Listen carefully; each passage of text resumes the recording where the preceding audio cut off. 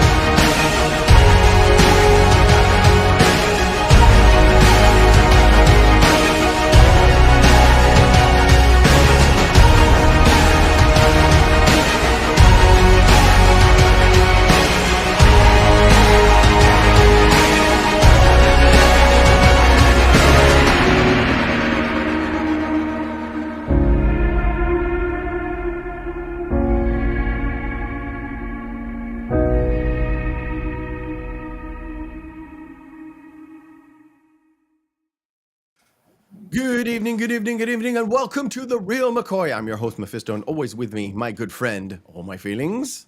How are you doing, sir? All right. Okay, you're doing that mood. No problem. What is the Reel McCoy, you might ask? The Reel McCoy is your weekly movie podcast where we ask you to go and watch a movie. You watch it, come back to us, we break it down, we talk about it, we swing it all around, and we chomp it on the floor. This week, we're starting a new month.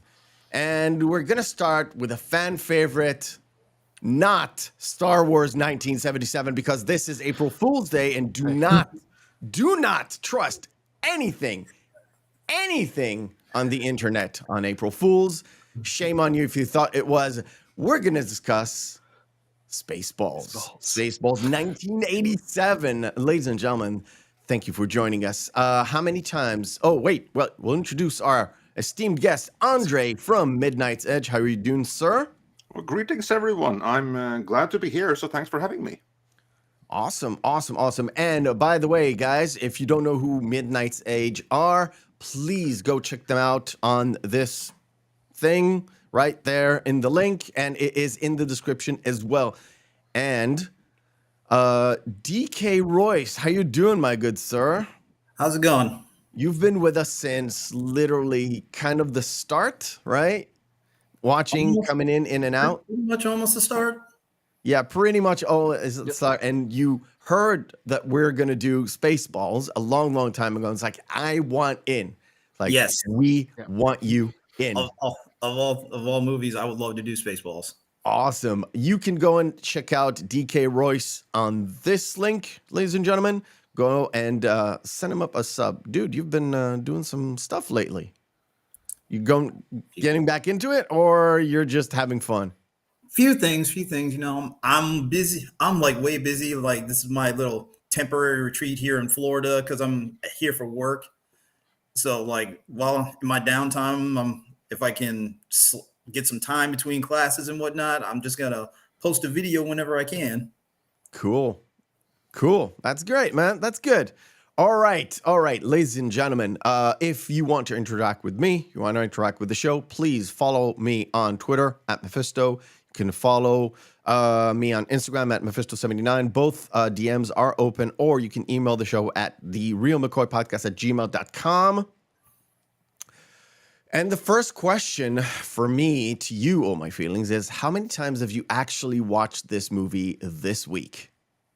Just once, because I've seen it many, many, many times. The same Yes. thing as the other film that we did the recording for. Correct. Sir. I've done the same. I think we kind of discussed it when we discussed it last night. Mhm. And yeah, watched it once. It was fine. I remembered all the lines. Andre, did you manage to catch this movie this week just to do a I refresher? skimmed through it, but this is a movie I know very, very well. So just skimming through it, it all comes back to me because fun story. This movie is my Star Wars. Yeah, you have a Star Yeah. Wars story. Please share it with us, please. Well, here's like the thing that I grew up in Norway, obviously, and Star Wars was obviously there. Most people there had Star Wars, but they didn't, but very few grew up with it the same way that you would do stateside. Mhm. It was big, but it wasn't that big.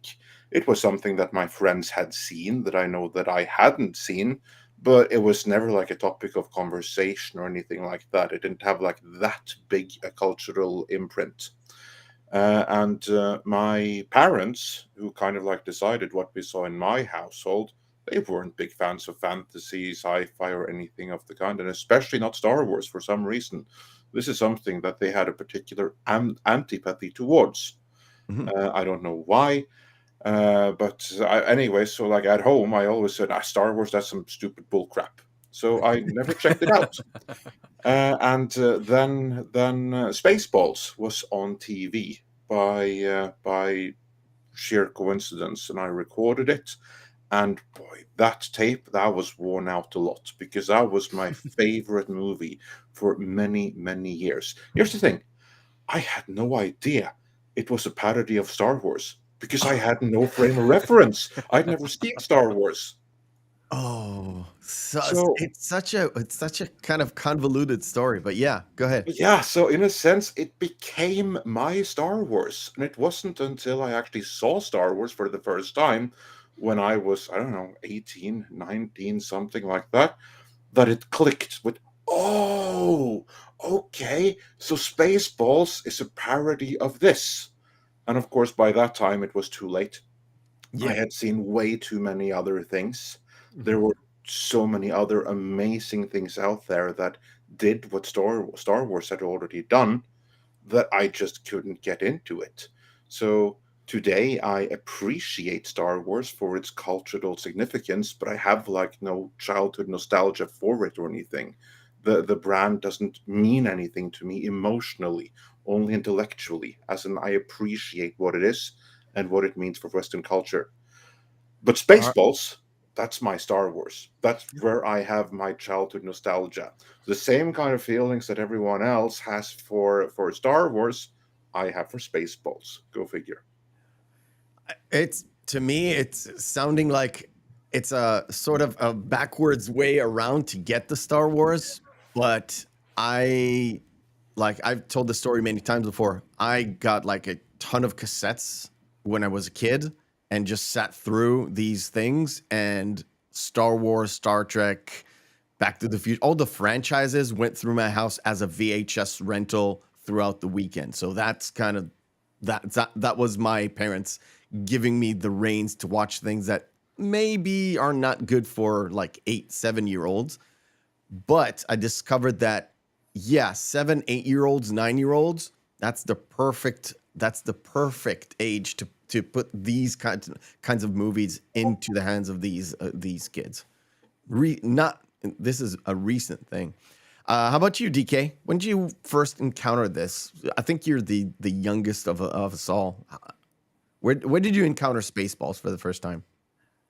Don't exactly remember what year, but it's also a funny story. My brother and me, we were going through my father's old cassette tapes because he recorded practically every movie there was, and we were mainly looking for Star Wars, and we thought we found it, and we were just sitting there like, hold up, this is not. Hold up, is this Star Wars? It's like, hold up, is this Star Wars? And then we watched the whole movie, laughing the entire way. We was like, we still didn't find Star Wars, but this is even funny. This is funnier than that. I think I think I want to watch this again.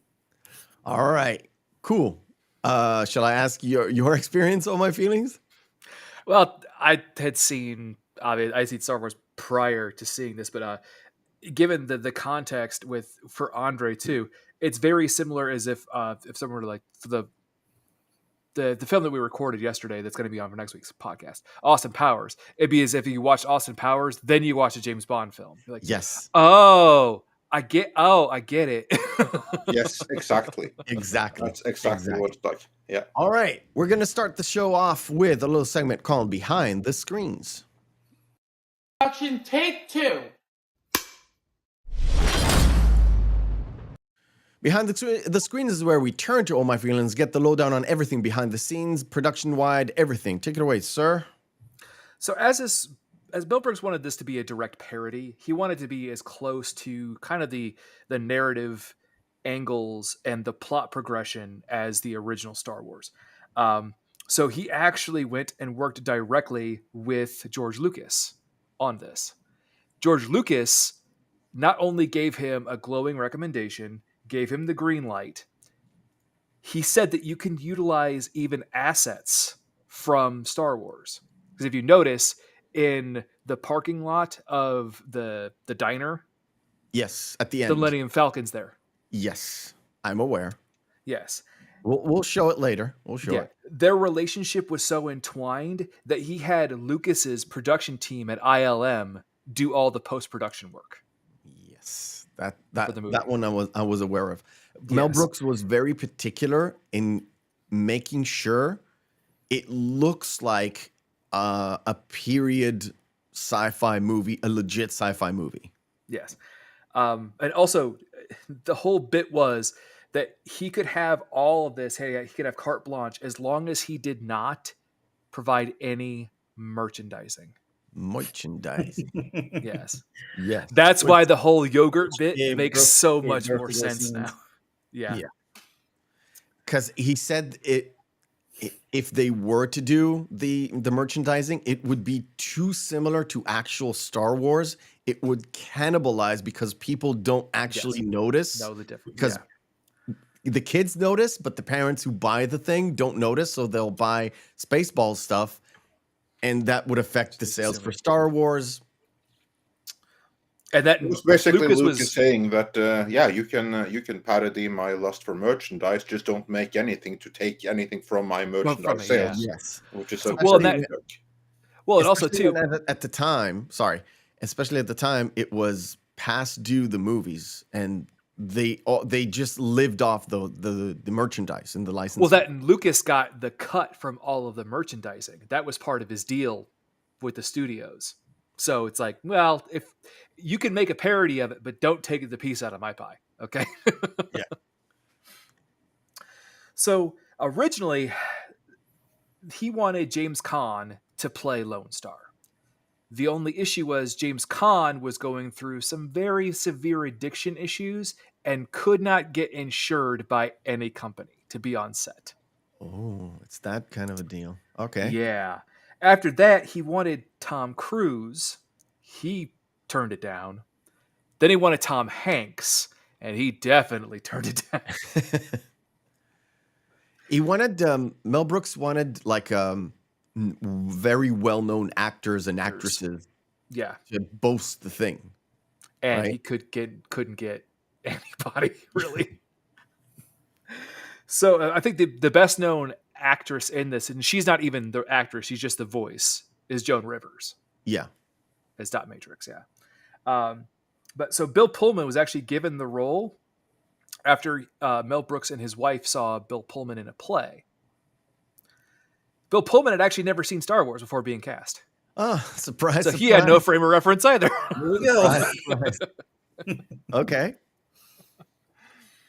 So Zuniga actually hated, who plays the princess, actually hated Mel Brooks. Hated all of his films, thought they were crass, thought they were crude, thought they weren't funny. But he grew to actually really appreciate working with him. It's like he's a special kind of crazy.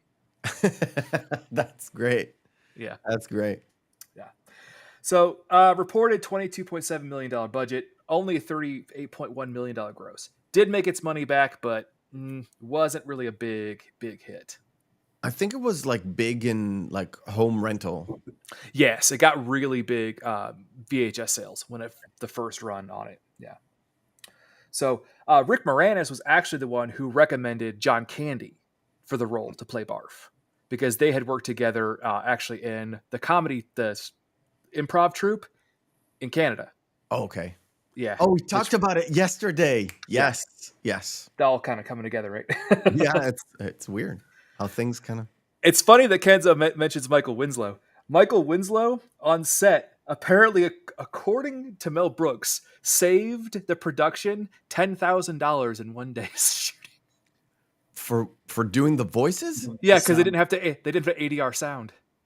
Oh, okay. Yep.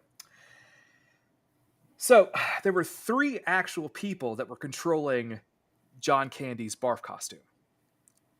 John Candy and 2 assistants. Now, the tail was actually controlled by a device that was actually in John Candy's hand, so he could hit the button and make it wag back and forth. But whenever his ears move, those are 2 production assistants on the back that are utilizing a pack that Candy had to wear that weighed 30 pounds to make his ears go.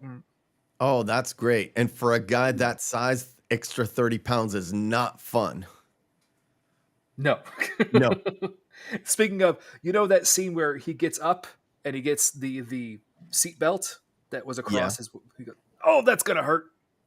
That's for real? Yeah, that was for real. Oh, damn. Damn. Okay. So originally the film was actually titled Planet Moron. But they couldn't have that because there was going to be a film called Morons from Outer Space that was going to be released soon. At the same time? Yeah, just like that was already in production, so they couldn't actually have. So obviously clashes there. But what's funny is, so they actually were going back and forth. They just, him and his co-writer on this were going back and forth just with words, with the word space in front of it. And Mel Brooks said balls. It was Spaceballs. Because he originally, it was talked. I think he said it in an interview that he was dead set on. He didn't like Planet Moron so much because he wanted space in the title, but nothing kind of worked. Yeah. So okay. There's a funny thing with some international translations of the movie there, certainly in Norway, because that original title there, Planet Moron, that's fairly similar to the Norwegian title that I grew up with. Because the Norwegian title for the movie Spaceballs is Romnaut. And you have like the astronaut, right? You have like everything not ending with that is typically associated with like sea and seafaring. Mm-hmm. So you have like that meaning that is the same thing that's used in space as well. So you have the astronaut, right? So you have that there. But in colloquial Norwegian, naut is how we would describe a moron. So the Norwegian title of the movie, Romnaut, is actually Space Morons. So, well, there you go. We had kind of the same thing where I think the original title for Spaceballs was I can't find it right now. The original title is A Journey Between Balls. Because Star Trek. That sounds like it's going to be a completely different film. I'm not joking. Star Trek was A Journey Between the Stars. That's the literal translation. So, okay, that kind of fits. So every time we had one of those things where a movie had a title and the spoof was something different, they had sort of the same kind of title in Hebrew. So Spaceballs is A Journey Between the Balls. Again, it sounds like it's going to be a completely different film. I mean, absolutely different. Yeah. So some other things. Steve Martin was actually Mel Brooks wanted Steve Martin to come out and actually play Colonel Sanders. Okay. But Steve Martin turned down the role, obviously, because he still had big things ahead of him and behind him too. Yep. The novelization of the film was done by R.L. Stine, which DK, you might know him. This is right before he started writing Goosebumps. Wow. Oh, it's that guy. Okay. Yes. Okay. Yeah. So this is I right know before him. he made it Yeah. really big. Okay. Yep. Pizza the Hut sidekick Vinny. Don't know if you remember him. He's kind of the metallic looking robot. Was actually done completely practically, just with makeup and clever camera shots, so that the shine and everything was just done with makeup and how they were able to angle the camera to get the lighting correctly Okay. on his face. It was just really cool how they did that. Tesla based their acceleration modes off of The speed? ludicrous speed. Yeah. Are you serious? Yeah. Yeah. Okay. I didn't know that. But it's so like Elon to do that, right? Very much so. Okay. I say the last note is so funny because we've talked about a lot of films where Yeah. a lot of them have these drawn out cuts that make no sense why they would do this. This is a film that also had one.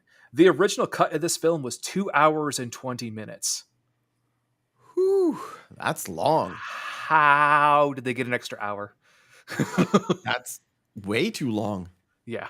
Well, And Mel Brooks went back through the script and went, yeah, we hit page 140 of 340. They're like, yeah, this is where the magic is. Jesus. Okay. You got anything That's else? the power of editing right there. I mean, Yeah. most Yeah, for movies, sure. they have like 3 hour cuts and then 2.5 and then 2 hour cuts before you end up somewhere with like 1 hour 40 minutes. So And sometimes you get like director's cut where you see the director's cut and it's like, why? Now I get why it was done for like 90 minutes instead of an hour 47 or something. yeah. Yeah. And Sometimes- if we had seen the first cut of Spaceballs, remember the 2 hour 20-minute cut, that wasn't the director's cut. That would have been like Oh. an assembly cut, or Yeah. just like all the raw footage. And then okay, now we're like David that's supposed to carve out a statue out of all of this. Now we'd have to cut out all the excess fat. And if they hadn't done that, we probably wouldn't be talking about this movie this day because it wouldn't have been so funny. The comedic timing, everything would have been off. Yep. Definitely. Exactly. And From there, now- I just have notes that are going throughout the film that'll. Cool. All right. Before we actually dive into the thing, we'll do our first game of the day. DK, you know it, you love it. It's called Missing Marquee.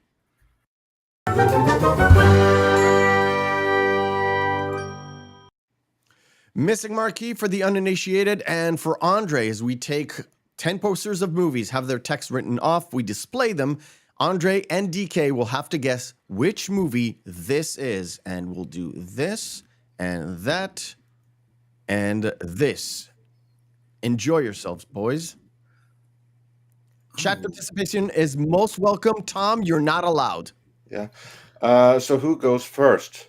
Just whenever you're ready, just shout. Blurt it out. If you know it, just let it out. I'm guessing Casablanca. It Yep. is I was doing the same Casablanca, correct. And DK, you want to take this one? Not too sure. This Okay, In I'll my pleasure then. I've covered this one extensively. This would be the Charlie's Angels 2019 reboot. Yep. It's bad. I've seen that one. This one. Yeah, it's with John Malkovich, like a costume drama, which is, Yes. it's not Sense and Build, like Pride and Prejudice. Sensibility. Is it Pride and Prejudice? That would be my guess. Not Pride and Prejudice, no. Um, I'm if I'm not mistaken, this is not even a Jane Austen book, but I'm not sure. no, it's a costume drama. Jeez. Yep. Which one was it with the John Malkovich? Which one was that again? It is a period piece.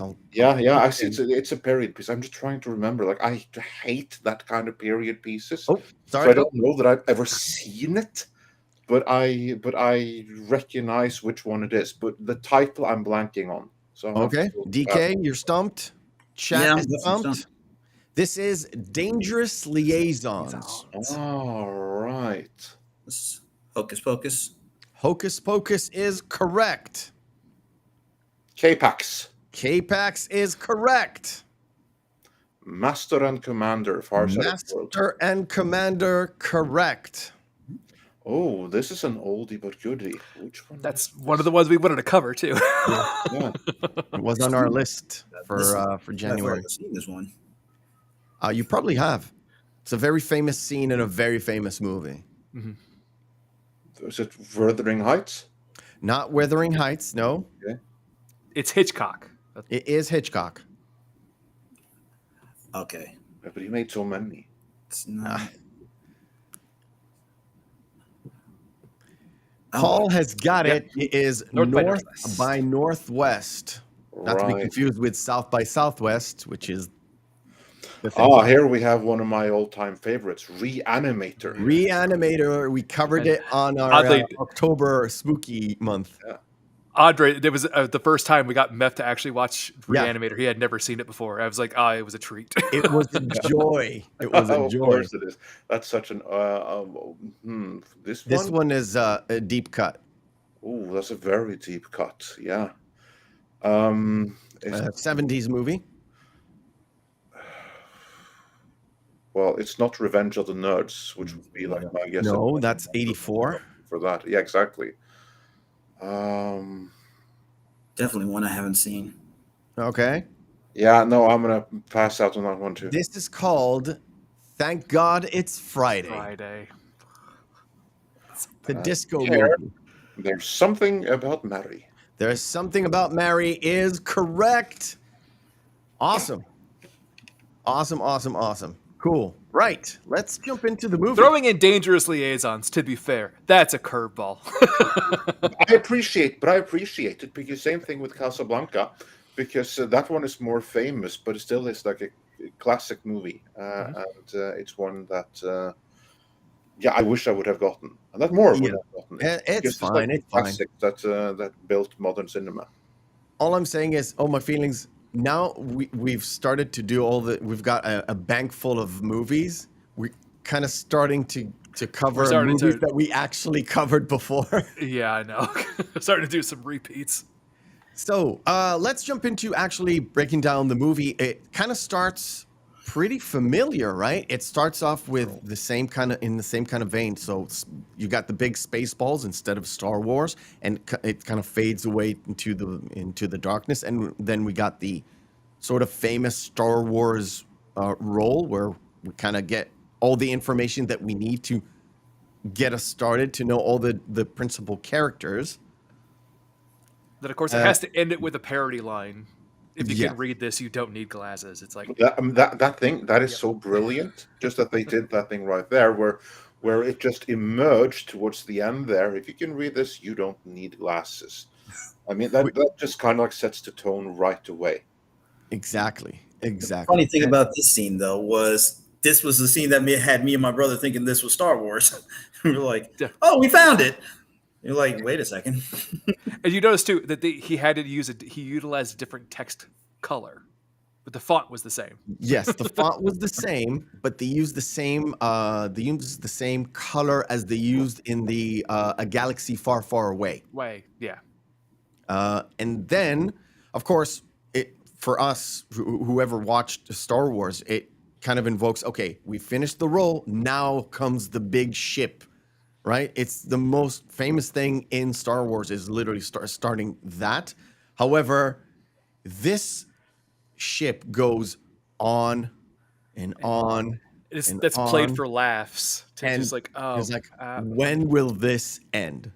Now, I managed to watch a few of those first-time reaction kind of people, channels, and all of them have the same reactions. Like, when is this going to end?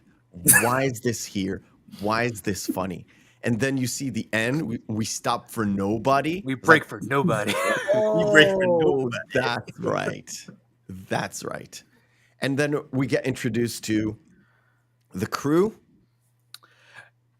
Now, And then- what's funny is just right before this, the guy who actually mentions the fact that he contacted the president Yes. was Sergeant Rico.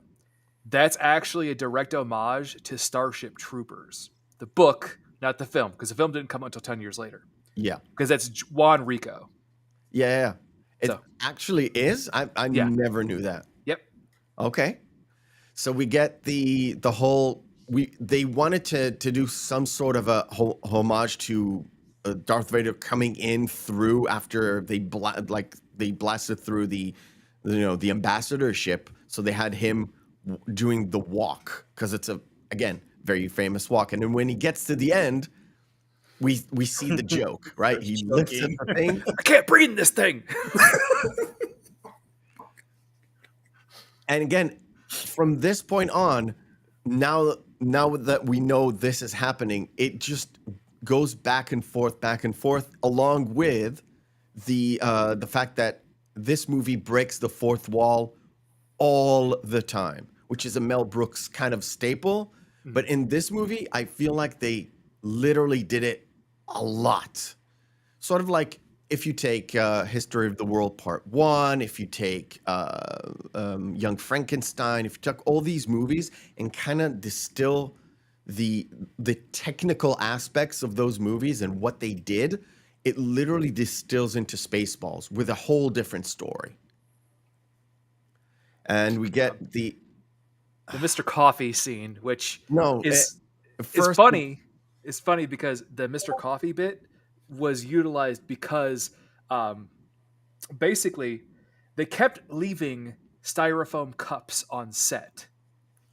So Mel Brooks decided to incorporate it instead of just trying to get it edited out or doing reshoots.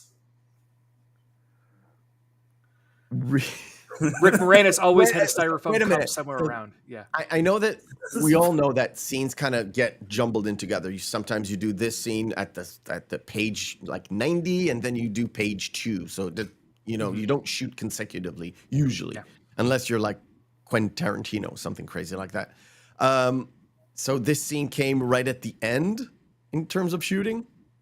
No. It was still part of it, but he decided to incorporate it because the styrofoam cups kept being left around. So it's like, I'm just going to leave it in. Okay. I love the fact that Rick Moranis kind of drinks the coffee and it's too hot. But when Colonel Sanders taps him on the head, it literally shuts off the screen. So everything kind of spills there.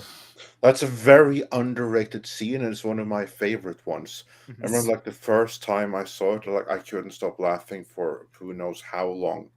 I mean, it's just like one of those tiny little things where it almost seems like the visor shutting, closing, almost looks like it might have been an accident, because like he spurts out this coffee halfway outside, halfway inside the visor. It's like one of those perfect things that looks like this must have been an accident that they kept in there. That wasn't meant to happen.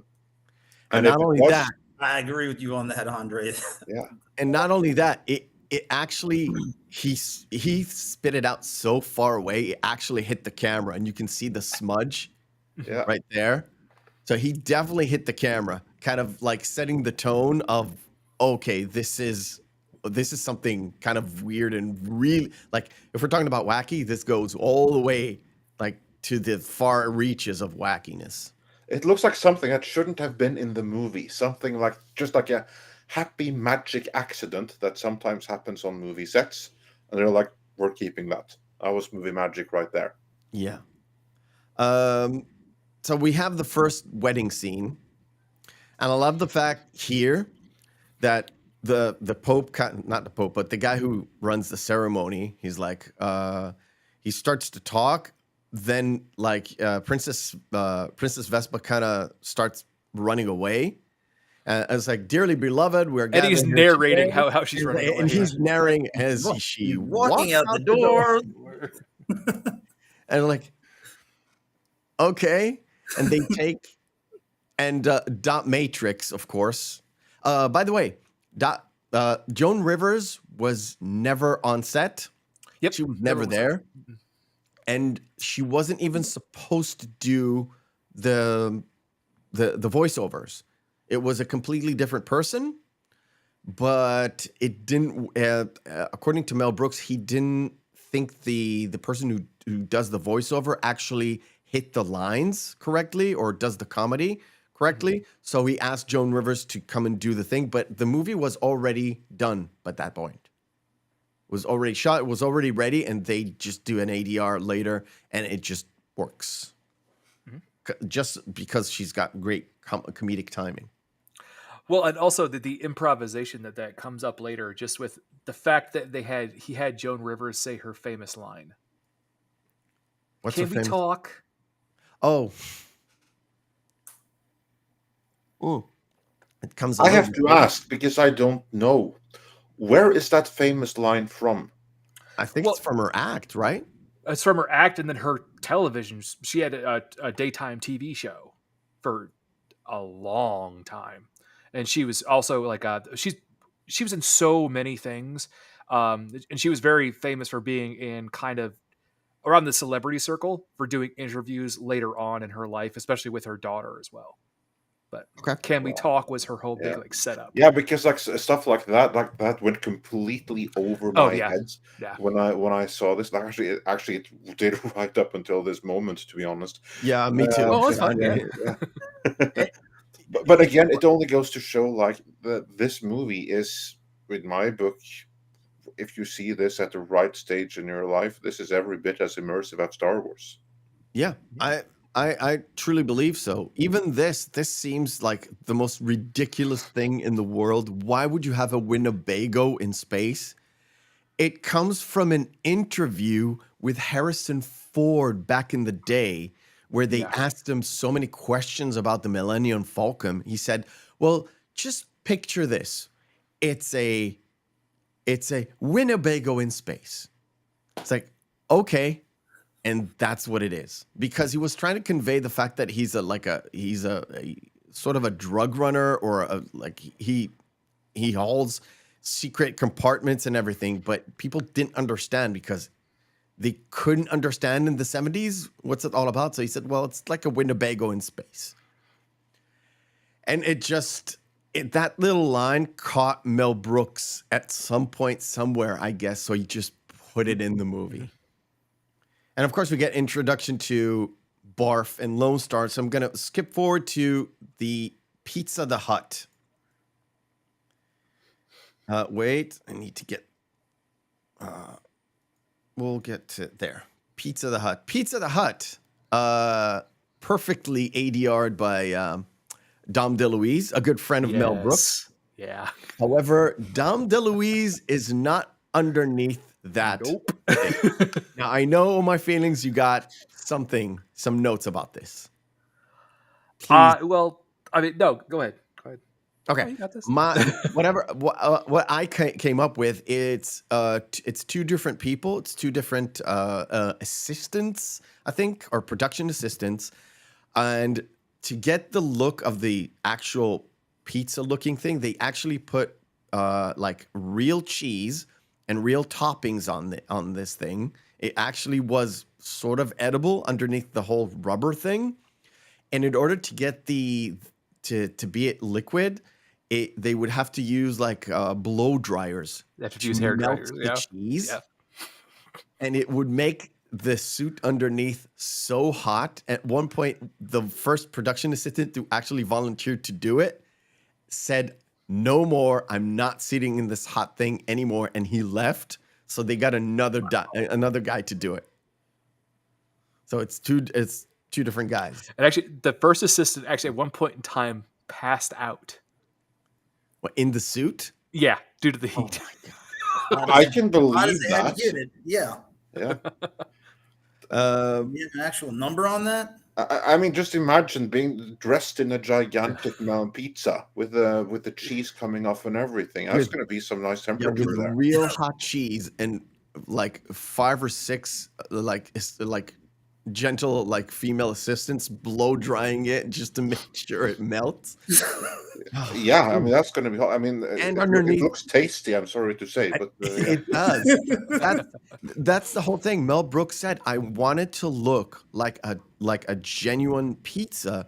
That the guy who plays the assistant robot, the guy Vinny, with yeah, makeup, because Vinny actually does that. he Actor actually would puts eat it in his part of it, mouth yeah. for a little bit. He didn't put exactly in his mouth because he didn't want to ruin the makeup. Yeah. But he does put a little bit of piece in his mouth. It's actual thing because he wanted to be. Oh, never mind. I'm done. I can't put. Well, many what's words. really funny too is just like skip into the end. We'll skip back, but the fate of Pizza the Hut, how he got locked in a room and he ate himself to death. Yes. And then of course we get this scene. I know I'm passing through all the different points, but there are so many little bits and pieces of scenes that are so good. This is where they laugh on the whole the way Princess Leia has yeah, her the buns were headphones. Yeah. Puns are- which was, remember, this is after the 3 movies. This is 4 or 5 years after the Return of the Jedi came out. So it was already in the zeitgeist that those buns are there. It was spoofed in SNL and everywhere else. So they made it this, and they made it like headphones because that's exactly what it is. And she was glad, I guess. That was like, I wonder if she's glad. Yeah. And now we get to the second side of the story where Mel Brooks plays, this is President the first, Scroob. first kind of character he plays. Which, if you notice, Scroob. What's Scroob backwards, everybody? Brooks. Yeah. Brooks. Oh, okay. Fine. I'm bad with words. Come on, Neff. Come on. Yeah, I need to wake up. Wake up. So, the problem with Spaceballs or the Spaceball City is that they don't have any air. They've run out of air, which is, I don't know, kind of like in real world losing all your oil. So let's go and steal it from somebody else. It's corporate America, bitch. The fact that they use Perry air. Yeah. Is funny to me. And this is where they have their sort of Star Trek, Star Wars kind of crossover because, first of all, beaming. And his name is Snotty. His name is Snotty, and he is Scottish. He has a Scottish bonnet. He's talking in a Scottish accent.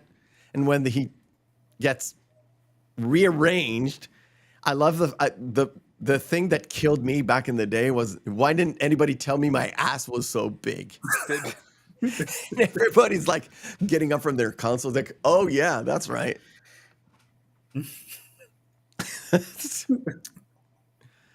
Right. And, so right after this, he has that conversation with the 2 twins. Now, this is more pertinent to American society than 2 twins? Yes, the 2 blonde twins. Oh yeah. At the end. Marlene and Charlene. Yeah. Where he says, chew your gum. Oh yeah, okay. DK, those were the original Doublemint twins. Oh my God. Yeah. Now The original what twins now? Doublemint twins. So Doublemint is Doublemint kind of a gum. it's a Wrigley commercial, right? Oh, okay, right. It's a Wrigley Spearmint gum commercial. Yeah. Okay, so these are the original. Doublemint twins. Okay, cool. Oh, cool. Yeah. That's a very corporate America type deal, but okay. That's just very funny, yeah. Yeah, and then of course we have the Spaceballs trying to get close to to Princess Vespa, so they're firing across her nose. And this is my favorite segment of the whole movie. Because the guy shooting at her didn't actually hit her, but they kind of don't want him to hit. Who made that man a gunner? I did, sir. Yeah, he's asshole. My cousin. Your asshole. And it's like the fact that it's like, oh, I'm surrounded by assholes. Who How many- out yeah, here how was many an assholes do you got on asshole? And this they ship? all raised their hands except for one person, if you notice. Yes. One guy's still sitting down. Exactly. Of course, he's like, I knew it. I'm surrounded by assholes. Yeah, you keep firing assholes. And of course, they get the tractor beam going. And lo and behold, Lone Star comes in. And that's where the Zucker brothers / Abrams kind of thing goes on, where they're jamming the radar with a jar full of jam. This is very Airplane to me. Yeah. A very Airplane joke. Now, Mel Brooks don't usually use these kind of physical jokes. That he is using like mostly language jokes on his. It's like one word can say something else, and of course, hilarity ensues. This one, he went a little bit more Zucker brothers with this one, at least to me. But it works because we get the awesome, the fantastic Michael Winslow. Yeah. Straight from the Police Academy. And I love the fact that Rick Moranis is so annoyed by him using the communicator while they're literally standing there. He takes it up and he sounds the exact same. It's like he sounds the exact same. And also, I just want to highlight something that is amazing that also ties back to the title of the movie Spaceballs. Look at the helmet. This is something that everyone frequently misses. But when you look at the helmet of those guys, how perfectly it fits their head, everything, it just Spaceballs, quite literally. Yeah. When they came up with the title, the storyboard actually had them wearing white, and I'm not sure if they actually had helmets. But when they came up with the title, it kind of changed what they wanted to do with the wardrobe and everything else. So there's a shot of Spaceball City before we get to introduce to the Scroove, right? And it's full of like ball-shaped buildings, right? And it looks like America gone wild, just going balls. Yeah. And these guys had everything kind of changed according to that. Because only the officers, so Colonel Sanders, Major Asshole, they're the only ones who have special, like, officer kind of Nazi-esque hats. And the rest of them, everything with balls, including the guards, which are black. But that's also like something that, to me, just sells the immersion in this movie and how amazing it is. Can you go back to that picture with the jam? Sure. Yeah. I had a point about the jam too, but because like the jam, that's fantastic. That's one thing, but another amazing thing here, which we all kind of like just I'm not going to say took for granted, but didn't give it enough attention to. But this is also true of like Spaceball 1. Look at the detail in the miniatures there. I mean, some real work into this. I submit that the miniature work done on Spaceballs is some of the best miniature work ever done. And just the spaceship, Spaceball 1, if you look at that model and you look at like digital reconstructions of it, I mean, that thing's a masterpiece. Yeah, come on, Lego. Where's my Spaceball 1? Exactly. I mean, I want. I like really. People ask me like, what's my favorite spaceship? Is it the Enterprise? If so, is it the Enterprise A? Is it the D? Is it the E? No, it's Spaceball 1. That's my favorite spaceship of all time. The same guy who worked in ILM on the X-Wing and the TIE Fighter. And he also did work for Star Trek on a few of the smaller ship models, like the Bird of Prey. He's the guy who was in charge of making Spaceball 1. And here's the thing. All of that stuff, all of those things which are cinematic masterpieces, that was his practice run for Spaceball 1. Yep. Yeah. Exactly. But this is in many ways, that's kind of like the pinnacle of his career. And I feel that this movie, because it's a satire, it's seen as a parody, it doesn't get the credit that it deserves. And again, I stand by, I have no shame in saying this movie is my Spaceballs.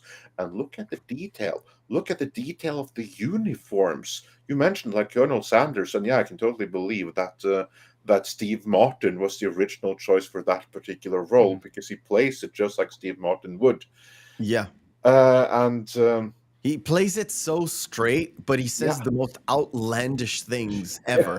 Exactly. But the detail of his uniform, and the same with the uniform of Leslie Beavis. She's the woman who tries to organize Scotty to beam him over, Yeah. right? Just the detail in those uniforms and everything. I mean, this is every bit as immersive as Star Wars. Yeah, fine. You have like Lord Helmet, who's like out of proportion costume, doesn't quite meet reality standards, but Yeah. it adds to the comedy of it all.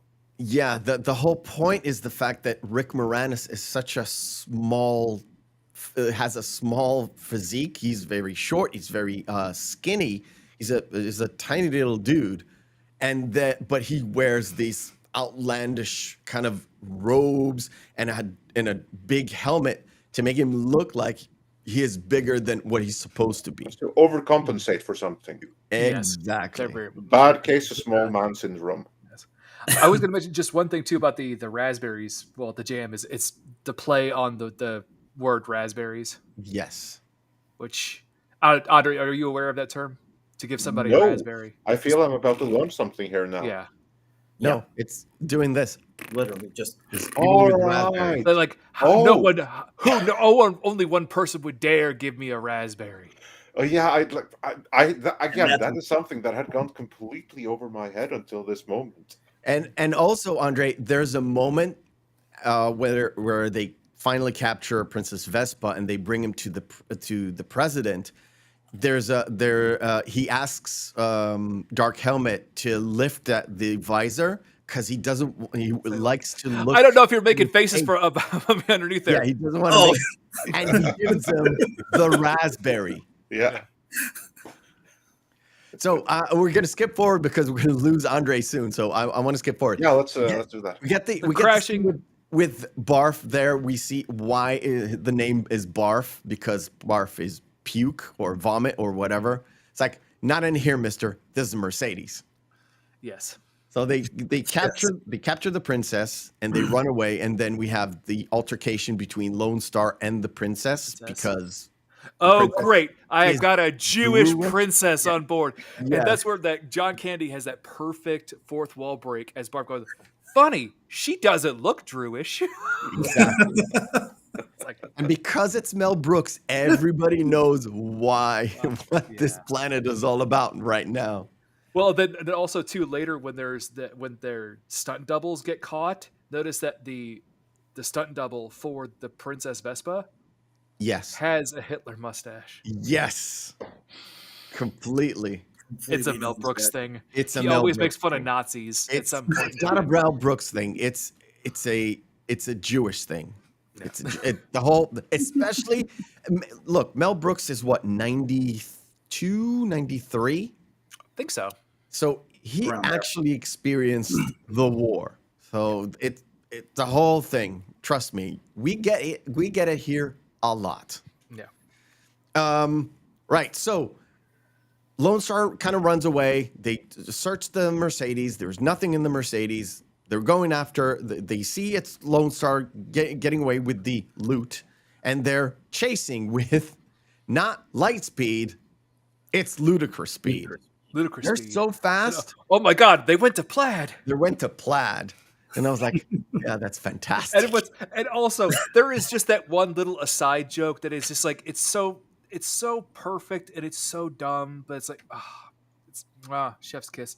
Where he looks over, what's wrong, Colonel Sanders? Chicken. And dude, I never grew up with KFC. Went over my head. KFC came to this country, and I was like,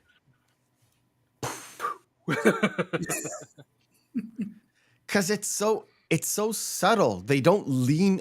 All the jokes, like most of the jokes that are sort of verbal jokes, language jokes, they don't lean on it as in, oh, look, it's funny. They go through it as if it was there was nothing there, and it just keeps going. And that's why the editing down to like an hour and a half or hour 36 is really important to make sure those jokes have a punch and they just leave. And of course, they stop because they overshot. They have to stop. And you would Good. How are think- you? You would think a ship would have like inertial dampeners. That's my Star Trek guy talking. But no, they do a full brake stop and he flies off. And it's like, okay, everybody okay? Good. Take 5 minutes. Keeling over. That scene is got 'em. also fantastic, and you could imagine from ludicrous speed to zero. That's pretty rough trick right there, and just the way that it's filmed with him like flying into the consoles and this hilarious scream in the process. Yeah, that's comedy gold right there. I mean, this is such a great movie for all of those moments. Mm-hmm. And of course, they land into a Tatooine kind of planet with just dunes there. By the way, Uma Feelings, do you know where they shot this? No, actually, I don't. Was it in the Mojave? I believe it had to have been probably in the Mojave because it was all shot primarily on, oddly enough, which is really funny, is Studio 37, when they shot a lot of the stuff with yogurt, especially around this, was oddly the same studio that Wizard of Oz was shot on. So him doing the Wizard of Oz bit is just sort of like, oh, that's kind of cute. You know what? That's another thing that I didn't know. The one thing I do enjoy is they already did the jam joke, and this is like the second joke where the size is like, oh, because they're carrying this throughout the thing because she has to have it because she's a Jewish princess. However, it's like dude, we have to survive here, and it doesn't really fit, and it works on kind of that sort of a plane. It's a funny little joke, not for everybody. Okay, I want to go to this because the Spaceballs overshot. They don't know where Lone Star is, so we have to go. Why don't we just watch the Spaceballs VHS and figure out where they are? Yeah, Just and one of brief course, moment when we're talking about filming locations. I just remembered another really significant location, perhaps the most significant location in this movie is Planet Druidia with the castle of King Roland. Oh, You know yes, where yeah. that was filmed, where that castle is, because that's a story. okay, go ahead. Yeah, that castle is Castle Neuschwanstein, which is in Germany, Mhm. and that is the castle that the Disney castle is also modeled upon. Yeah, they based Oh. all of Walt Disney's castles are based off of that one. Yep, you're right, Yeah. Andre. Mhm. I didn't know that. Cool. I always saw there was an actual model. Yeah, no, that's Castle Neuschwanstein. Okay, cool. So And the funny thing with that castle is that it's not a real castle. It's like the passion project of like a crazy local king that Yeah. wanted to make like this uber castle, like this super duper beautiful aesthetic, but useless thing, and that's what it is, and that's the Didn't castle. he, in this like, movie. correct me if I'm wrong, Andre, didn't he essentially end up bankrupting his entire nation to Yes, make his passion yes, he project did. as well? He bankrupted his entire local little German kingdom to create that one castle. But it's a great set piece in Spaceballs. it is. It is. And so is this scene right here. So sorry, I This just scene wanted is just to. is Well, priceless. I remembered to bring up Castle Neuschwanstein because it's such so much fun that they used that particular castle. This scene is actually perfect because it works on not only to promote Mel Brooks's work, Because they're But- they're all They're his all- they're- films in the background. and it's a side joke. They don't even mention it, but they had Mr. Coffee, Mr. Radar. Now they have Mr. Rental. It's there. It's in the shot, but they don't talk about it. It's just a subtle little thing. So everything is a Mr. something. But they go through all the different movies. Okay, we found it. It's like, how do we have a movie? It's like, it's a joke on the whole rental business where they made tons of films that actually didn't make it to theater. They went straight to rental, as we know it today, as straight to DVD. But it is on the sort of the same kind of thing. It's just Mel Brooks's way of poking fun of that industry. Well, there's also the fact that he was mocking the fact that Mel Brooks always hated the fact that he didn't think films got a long enough theatrical run. Because at the time, I think it was only like 6 months before a VHS would come out, he wanted films to have longer just theatrical runs. Because they used to have like longer theatrical runs than reruns as well before they would actually come to any kind of home video for viewing. Andre, I know for my country back in the day, I think it was between 8 months to a year in terms of I think there was some sort of a copyright thing for us. Was it the same for you guys? In Norway, it was 6 months. 6 6 months months. from theatrical premiere until the VHS release. Yeah, for And of us, course, that window gradually shrunk with Yeah. with DVD release and stuff. But what I remember from my childhood was I could always rely on whenever a movie came out in theaters, and I wanted to see it, I would get to see it 6 months later when it came on VHS. all right. DK, you want to say something? No, Okay. sorry. Go. No, I was. I was I was.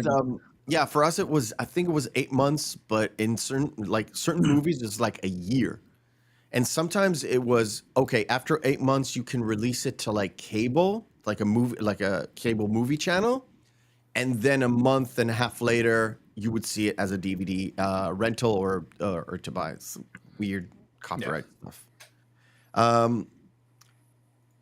Of course, we have to have the romantic angle being broken apart by the Virgin Alarm, where I'm telling you right now, every single YouTuber that does movie reaction, that did movie reaction to this part, included this, and they all laughed about it. I was like, Yeah. no, this comes from Mel Brooks's past. He was much more religious, and it was very important to keep your virginity back in the day. That's why he included it in.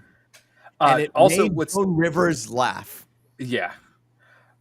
What's also really funny too is you notice the fact that when Lone Star is talking about where he came from the Ford Galaxy. Yes. Not only a play on the car, DK, but also on Harrison Ford. Harrison Ford. Yeah. Oh man. And it's one of those catch him if you can type deals, or it's like, oh. And right after this, John Candy has a great editing joke where the sun goes down. He goes, "Nice dissolve." Yes. I was like, And then we get the sort of the continuation of the day, and they're getting rescued by the replacement Jawas. Now, in 2005, the Dinks. In 2005, I don't remember if it was MGM or Mel Brooks or a collaboration. They released a special DVD with the movie, kind of a sort of a remaster, but it wasn't 4K back in the day, of course. Sort of a remaster, but they added in some extra stuff on the DVD. So they added the behind the scenes documentary and a tribute to John Candy, but they also included a very special commentary track with the Dinks doing a commentary track on the entire movie. However, you don't get to actually hear them say anything. It's just dink, dink, dink, dink, dink throughout the movie. That's And that was Mel Brooks's way of having a laugh at people. It's like, it's literally every few seconds, they're like, dink, dink, dink, dink, dink. And you see the movie, you can hear the movie, but you have that sort of a director's commentary track going where it, after 5 minutes, it's like, okay, this is getting old. I want to hear something else. No, it's throughout the movie. What's funny too is one of them is actually played by Tony Cox. I think one of them is actually, what's his face? The guy who did R2-D2. Yep, he's in it too. Yep, he's in it too. But Tony Cox was later in the reprisals of the newer Star Wars films, starting in from oh god, I just forgot about Phantom Menace on. He was included in those. Okay. But Tony Cox is a very famous actor too. Yeah, I mean, in his own right. And of course, DK, did you have something on that? No. Well, actually, I was was asking, I think, wasn't Tony Cox the one giving the barf water? Yeah. Yes. That's what I thought. Yes. And of course, they meet the everlasting know-it-all, Yogurt. Weird. And this is Mel Brooks' second role in the movie because he literally plays the most bad guy and the most good guy just because it's Mel Brooks. However, do you have any notes on this, Oh My Feelings? Well, first, in so many ways, reminds me of another, I would say, he is not really the director, but he's the owner of the production studio. Mel Brooks, in so many ways, reminds me of Lloyd Kaufman, how he has to have a self-insert at some point in time. Of course. But with this, I know that Mel Brooks, not only he loved this role and he thought it was some of his best work, but he also hated playing Yogurt because he was on his knees, even though he had knee pads. He said he would just be in constant pain by walking on his knees. Yeah, and also the golden paint, the golden paint gave him actually hives. Mm-hmm. Now, most of it is in the sort of headgear, but it only goes down to about halfway through his eyes, and then it's actual makeup, and he's got loads of makeup on his hands, which it sucks because it's very heavy, and it really messed up his skin. He said he was scratching all over the time. He looked like a meth addict. Well, that's what happened with the girl who played, I can't remember her name now, but the Bond girl in Goldfinger. Yes, she was in that painted gold where she was literally suffocating because her pores were completely covered in paint. She couldn't breathe, and the paint was so heavy on her. And that's also like a nice tribute back to the original Wizard of Oz, where where the cast members who were also fully painted also had like huge problems with it because what stuff they used back in the 30s was toxic. Yep, exactly. A lot of it was lead paint. Go figure. Now, we talked about Elon a little bit, and we have to mention the flamethrower because Elon loves this movie for real because he made the flamethrower not a flamethrower. Yes, and sold it. The thing about the merchandising here, we talked about the George Lucas angle, but the additional thing, the lunch boxes and some of the comic books are actually Transformers comic books and Transformers. Yeah, because if you look at it, you could actually see Optimus Prime and the color. I believe I can. No, there we go. Yeah, there we go. Right there at the back. It's a transformer with this. That's a very nice foreshadowing right there. It has like a Spaceballs in front of it, but it's blink it if you see it. Yeah. Well, and you can see Tony Cox too on the far right. Yeah, it's on the far right. One of my favorite, like after the asshole bit, one of my favorite scenes is the combing the desert scene. Darth Helmet too with the big safari helmet. Yeah, with the big safari helmet as well. I love with the combs too, and then it goes to an afro pick. We ain't found shit. Now, there's another Star Trek connection here. Do you know who this guy is? If you've seen Voyager, this is everybody's favorite Vulcan lieutenant. Exactly. This is Tuvok. Very again, or if you want to go by the actor's name, Mr. Tim Russ. Mr. Tim Russ. That's it. DK. You know I'm terrible with names. You've been here. I'm really terrible with names. I know me. I fucking love Tuvok. I loved him in Voyager. It's like he's my second favorite character of all of them, right after 7 of 9, because 7 of 9. But I didn't know it was him until somebody mentioned it, like, I don't know, 10 years ago. I was like, Hey, don't feel bad. I didn't know either. And then somebody pointed it out to me. I was like, exactly. And the thing is, Go figure. it has no effect. However, it's a nice little bit. It's like, he was in Spaceballs spoofing Star Wars, and then he was cast as a Star Trek guy. Right, cool. We are going to do stop and we'll play our second game of the night. It is called Screen Fighter. Round 1, fight. Screen Fighter for the uninitiated is we take two movies, pit them together, and see which one is the best one. If there's no discernible difference between the two, both of them are good, both of them are bad, we fall into our criteria, which is Friday evening, Saturday evening, out with the boys, out with the girls, out with their significant other. We got two movies in a vacuum. Which one will you pop in? And we'll go by turns. We'll go Andre, then DK, and we'll switch it around, right?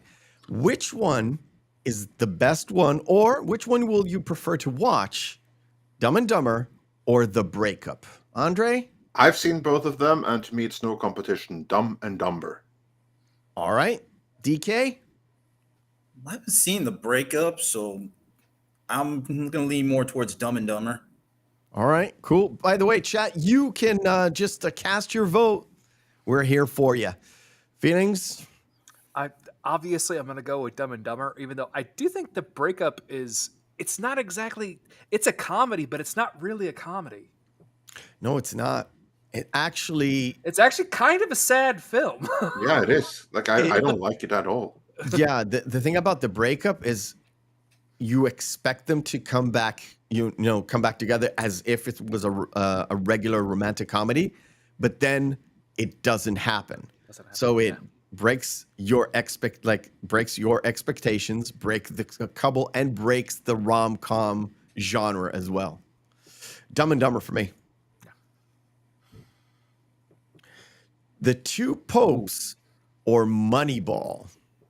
If you haven't seen it, that's okay. DK? I was about to say that. I haven't seen either of these. Ooh. Okay. I'm sorry.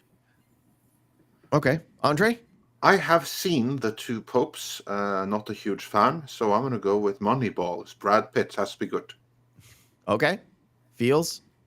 I was going to go with Moneyball. This was when Jonah Hill's career kind of turned around from being just pure comedy into more dramatic roles. I agree. So you're going with Moneyball? I'm going to go with Moneyball. Didn't like The Two Popes.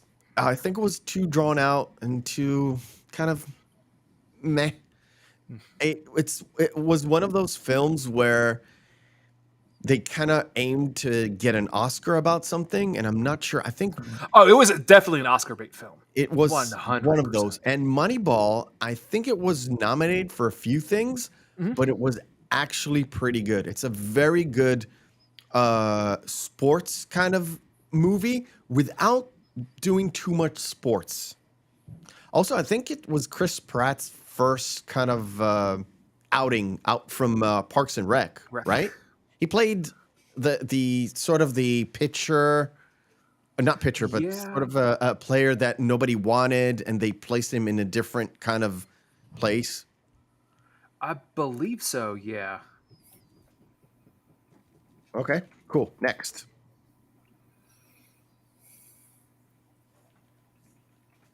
Right, Driver or The Goonies. This is the original Driver. Yeah. DK? So I'm gonna go with The Goonies because I haven't seen the original Driver. Okay, but you've It's seen the essentially the same. Yeah. Yeah, not shot for shot, but yeah. Andre? Driver. Yeah, I'll go with that one. Okay. I'll go with Goonies, actually. Feelings? I'm going to have to go with The Goonies. I mean, hey, you guys. Right. Last pairing. It is Inglourious Bastards or Hannibal Rising. Ooh. It's the third one, right? And I can see my feelings, brain melting in. It's actually the fourth one. It's the fourth one. It's the prequel. It's so bad. It's supposed to be based off of part of Manhunter. It's so bad. It's so bad. No, it's the final book that author Thomas Harris wrote, and he wrote it purely as a cash grab. He needed money, so he threw that together. Oh, okay. DK? I'm gonna go with Inglourious Bastards. All right. Andre, you're the same? Glorious, any day. Feelings, I know how you... It has to be by your face. I didn't quite like Inglourious Bastards. I think we kind of discussed it a long time ago. Last week. Yeah, I- too. Last week as well.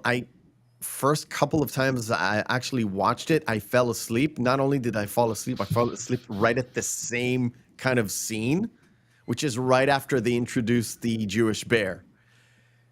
For me, no matter what, Inglourious Bastards has that first scene with Christoph Waltz where it builds up and builds up and builds up and it goes super crazy. Shoshana. Yes, exactly. All right.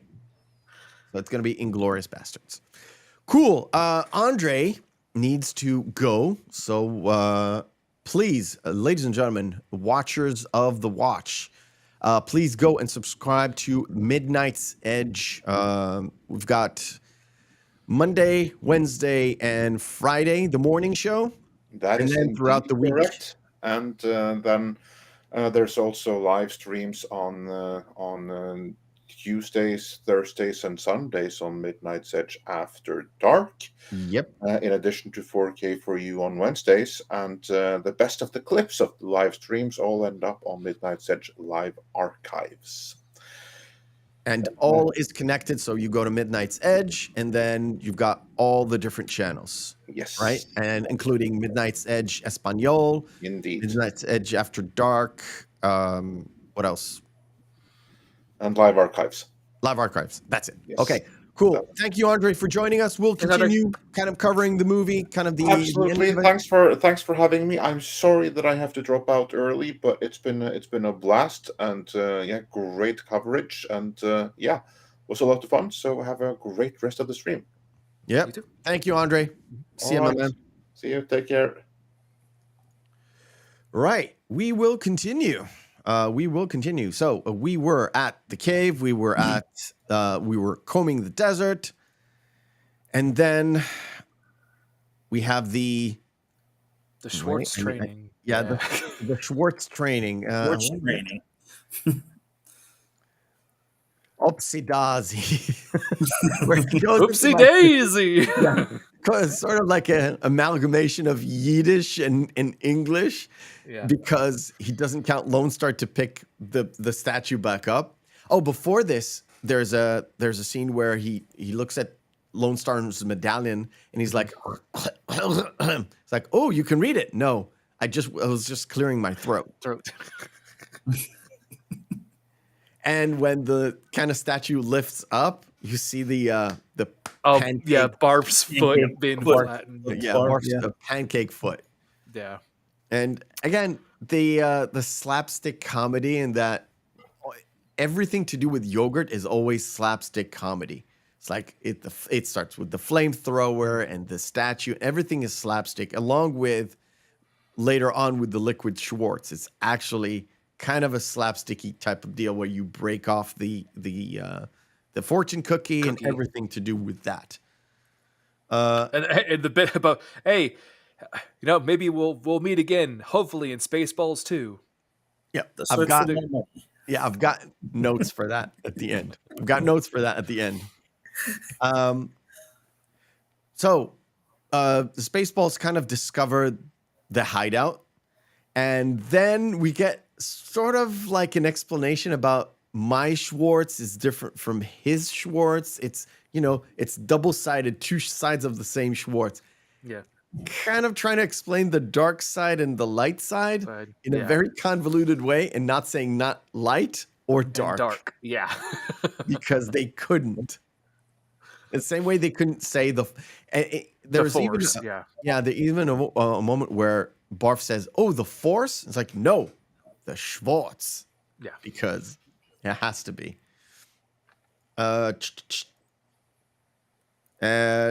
So Lone Star goes after the Spaceballs, because Dark Helmet kind of poses as King Roland. her father. Yeah.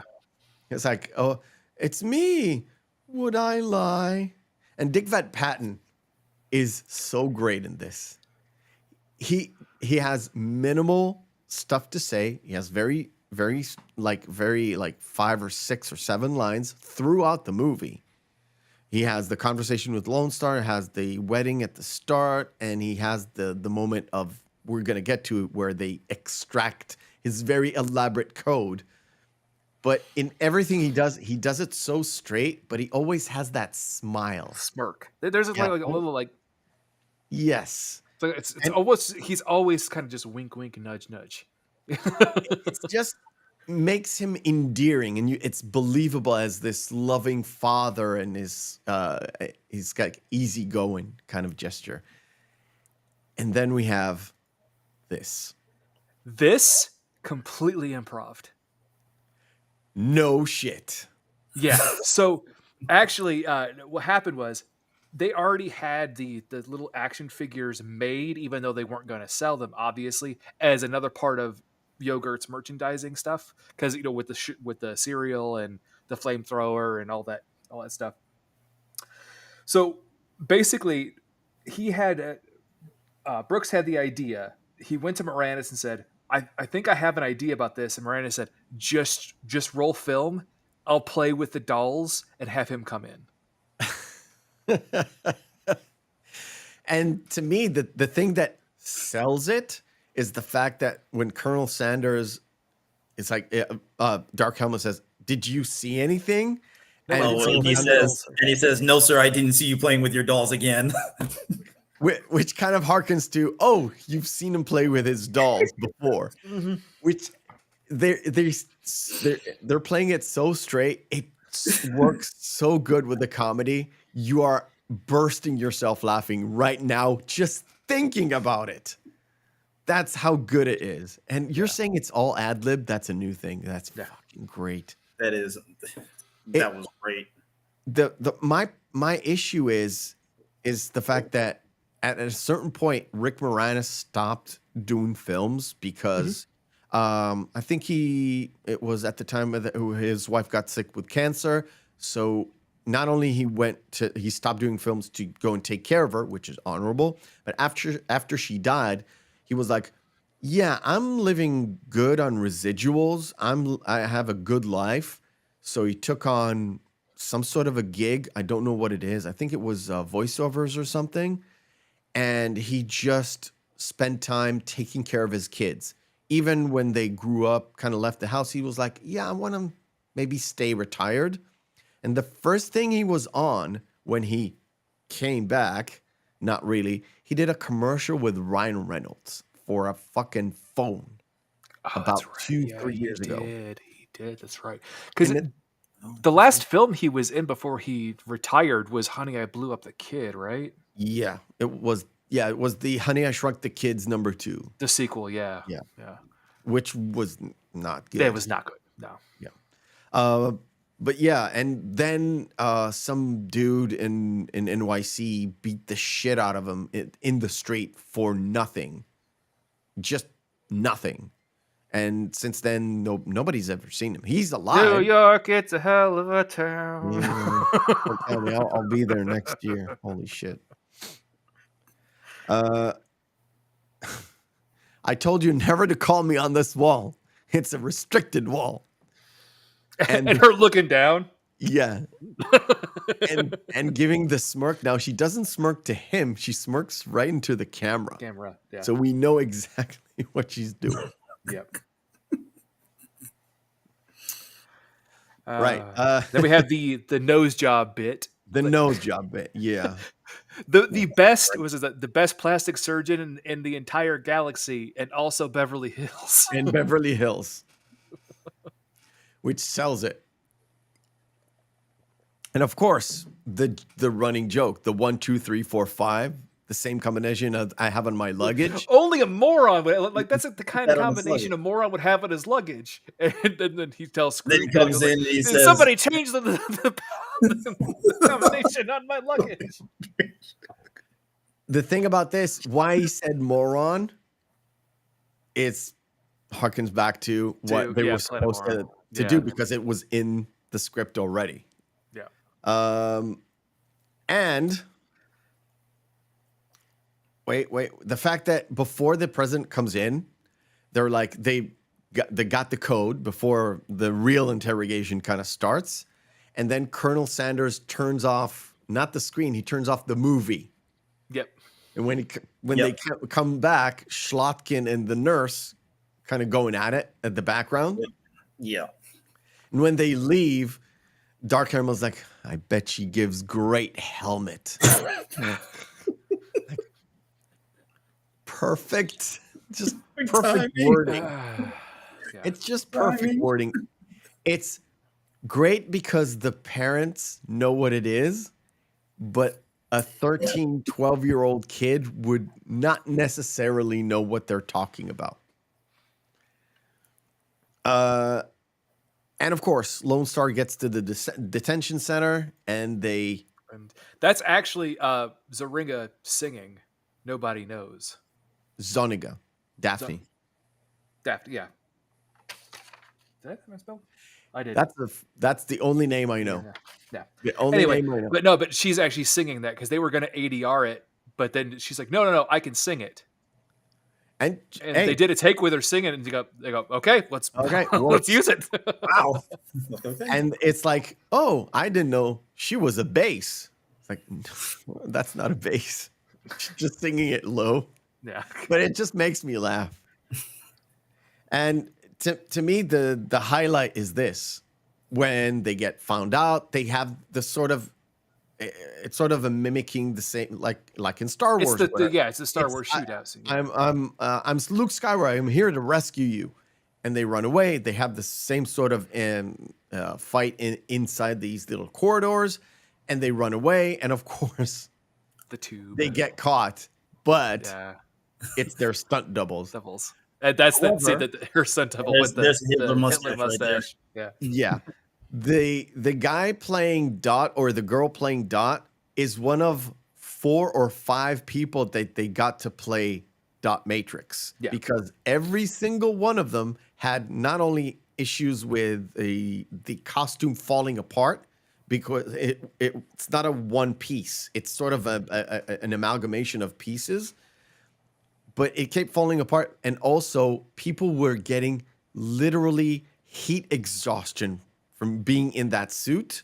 They had 10 or more suits that people can just swap in and out. Do this take and that take. So the guy doing Dot Matrix, one of the guys who was doing Dot Matrix, is actually doing this because they didn't need anybody else. They didn't need Joan Rivers there or anybody else.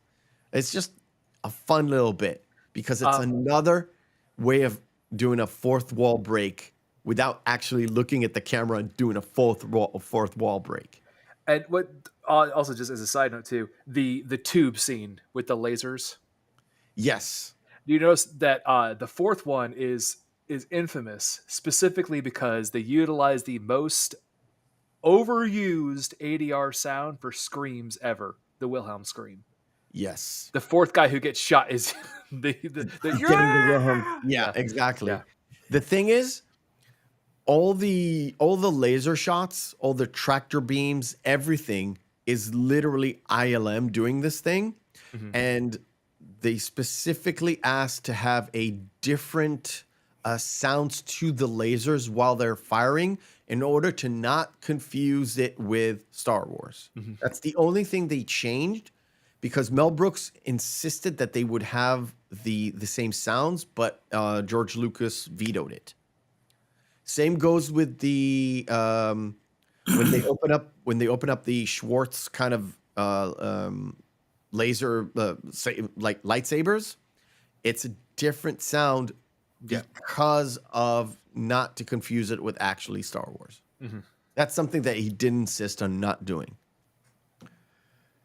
So Spaceball 1 has the codes. It opens, and of course, it's not a ship. It's a transformer. Yeah, in this line too, Mel Brooks actually has said that I couldn't win with this joke. The intellectuals hated me for using it, and people who didn't get it just would never get it. Where he looks over as it changes into the maid. He goes, "Are you ready, Kafka?" Yes. Metamorphosis. It's a book. Yeah. Now, by Franz Kafka. I never it went by my head. It probably went by your head, DK, as well, because we were kids when we were watching. What exactly? What Kafka has to do with it? And then And I'll tell you when it happened, when it clicked. I saw there's an old-dish movie called The Trial with Kyle MacLachlan as the main guy. It's a very famous Kafka book about the bureaucracy of trials and the legal system in the West, not only in Germany where he wrote it, but it's in the West, and how it can be so convoluted. A guy who is completely innocent can be on death row and be executed for a clerical error, basically.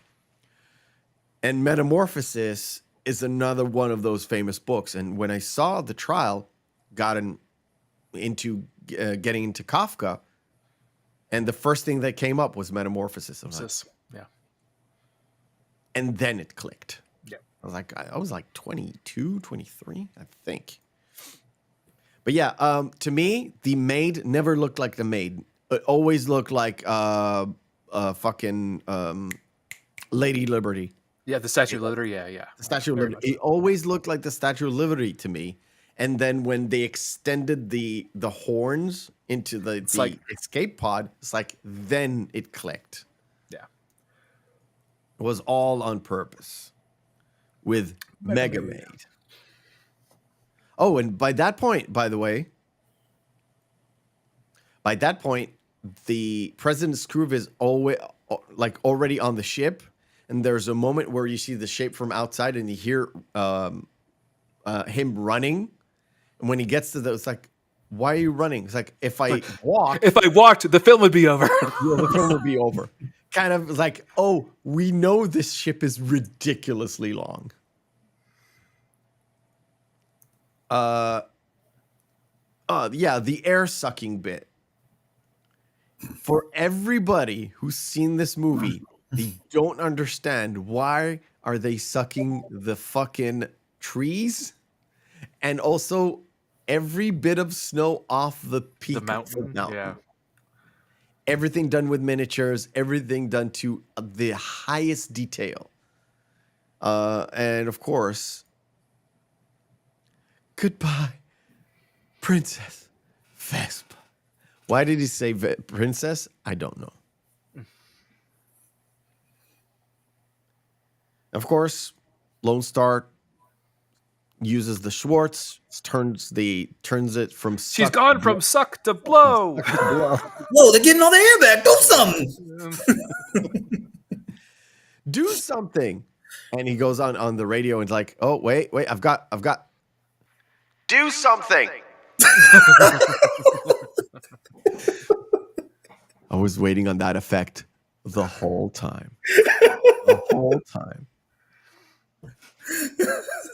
So Lone Star goes ahead. It's like, we need to destroy this thing so we wouldn't be able to do. And we're going through the corridor, same way as Star And it Wars, actually was. It was actually borrowed from footage that they didn't actually utilize in the original Star Trek trilogy. Really? Star Wars trilogy. Yeah. ILM just used it and spliced it in order to make the travel seem like it was congruent with what happened in Star Wars.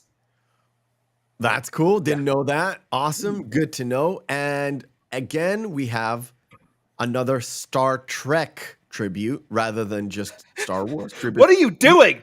Yeah. Trying to do the Vulcan neck pitch. No, it's down a little bit. That's it. Yes.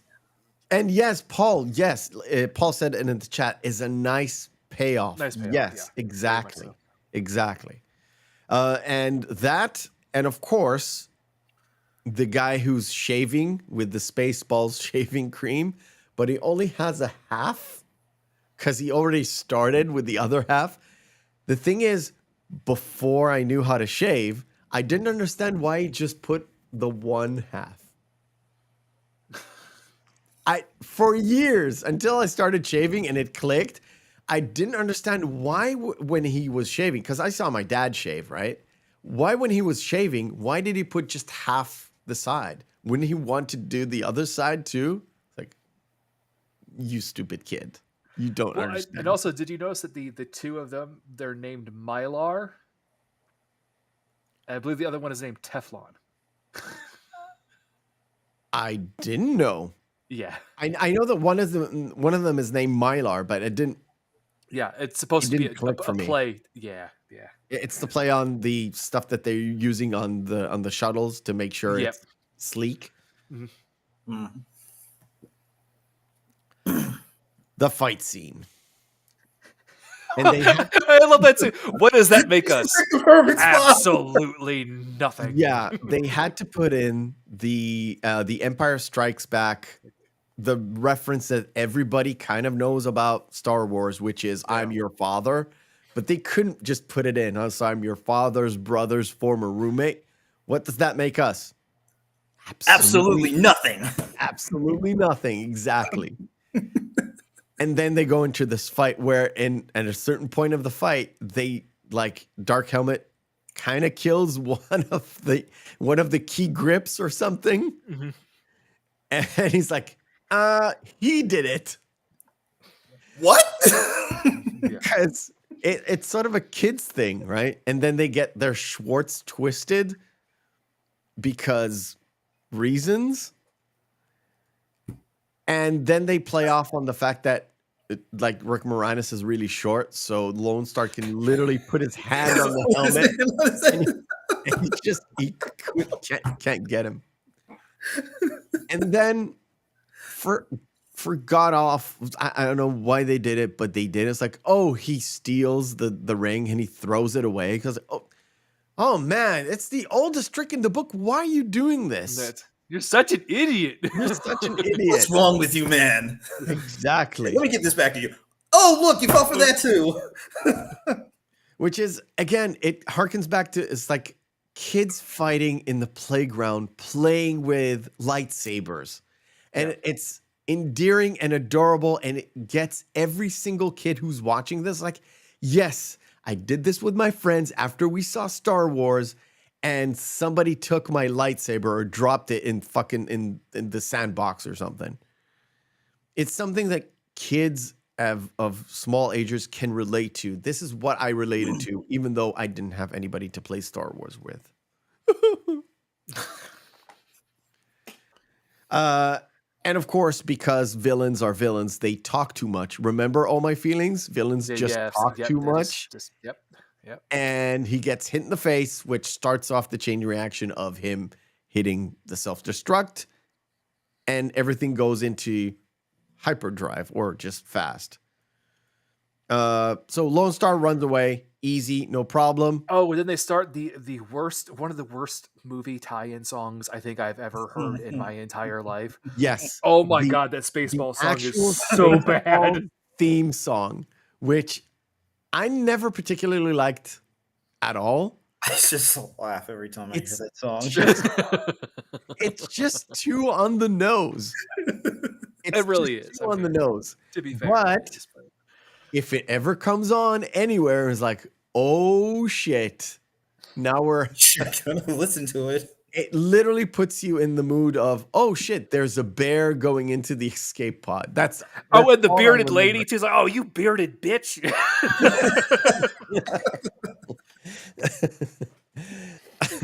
the line unless you hit the cancellation button. The cancellation button. Hurry. Oh, great. Even in the future, nothing works. Exactly. But it has, remember we talked about it yesterday?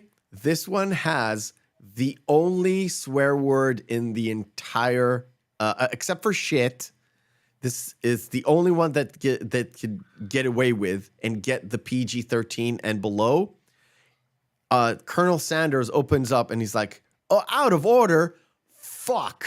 Yeah. He's like, "Oh shit, okay." And with the bearded lady, it's like, "Who are you?" "I'm the bearded lady." "Who are you? One of the freaks?" Yeah. Yeah. I love that part. And it blows up. Everything is okay. And we get this shot, which is fantastic, which Andre kind of mentioned. This is a great shot. They film Great shot. Hogwarts there? No, I right? don't know. I don't know if they filmed Hogwarts have the same kind of. It's different. It has the same aesthetic, yeah. But it has the same kind of walkways and everything. It's fucking cool. It's a really good castle. Was this before they had the? This is where he leaves her and then he leaves. And when she talks, No, I was gonna say no. The TV bit where they mentioned the death of Pizza the Hut. yes, no, it's That was after that. Was after okay. it's Wasn't I'm just after they conflating leave the diner.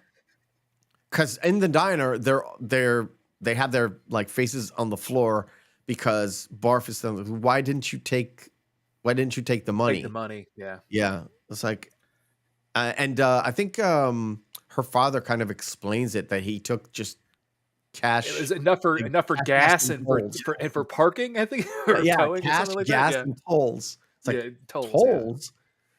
And it kind of harkens back to Blazing Saddles. Saddles. With yeah. we need to get a shitload of dimes. Yep. I want to get the shot with the ship. Come on. What, the John Hurt scene? Or when she comes back and she talks to her father, there's a line with Prince Valiant where it's like, where have you been? yeah, so we did over talk. We did kind of skip over the fact that it was Prince Valium. I mean, Yes. it's self-explanatory, but It's self-explanatory, but the thing with this here, first of all, there's the Millennium Falcon. Yeah, right there. However, all the rest of them are like, one of them is the Challenger, kind of a redesigned kind of Challenger, but the rest of them are Winnebagos, kind of hearkening to the fact that this is like a trucker stop. Okay, it's only me, I guess. No, I got you. No, Yeah, it's sort of a trucker stop. midpoint. Yeah. Gotcha. The most important thing is the John Hurt scene. yes, which Right? I don't know if you saw it early, DK, but Have you seen? Yes. That's the most significant thing that happens in this, because there is a note for it. Do you have that note about John Hurt? oh well, the fact that John Hurt, when he first came on, he was doing this as a favor to Mel Brooks, and he's like, "Well, since I'm here, I might as well go ahead and get paid for it." He didn't get paid for it. He asked to get paid for it, though. He did. Yeah.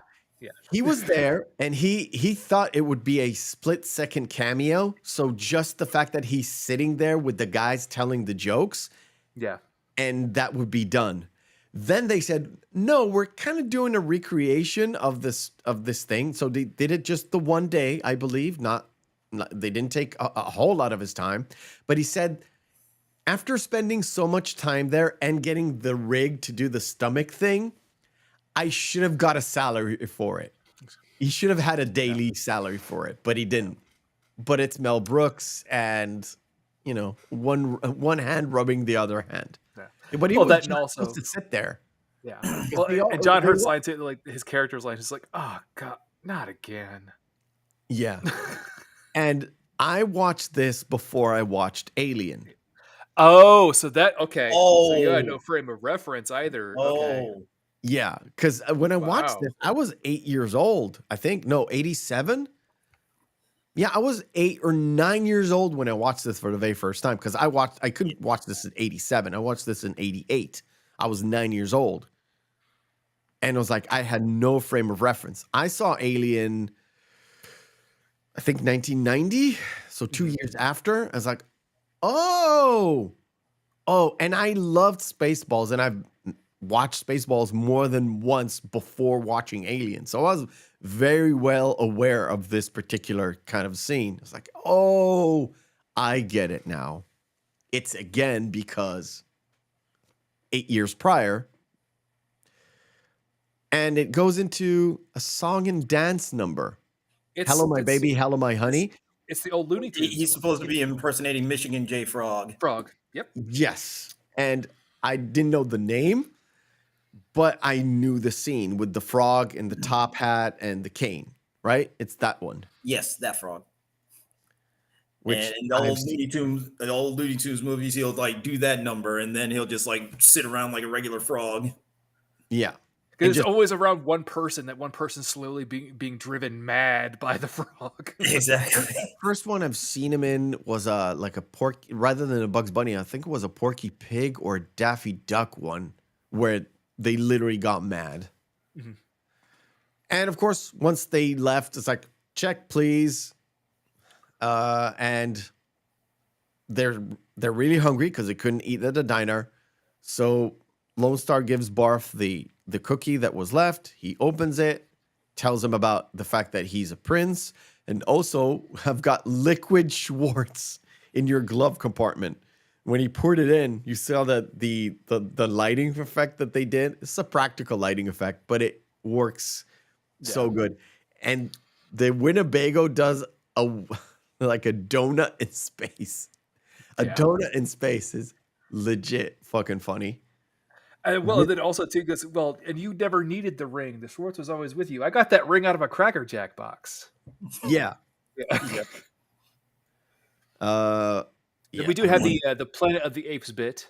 Oh, and yes, before they eat, they actually see the news about Pizza the Hut heating himself to death. And then he goes like, and next up in movie reviews, Rocky 5,000. And then we get the Planet of the Apes reference.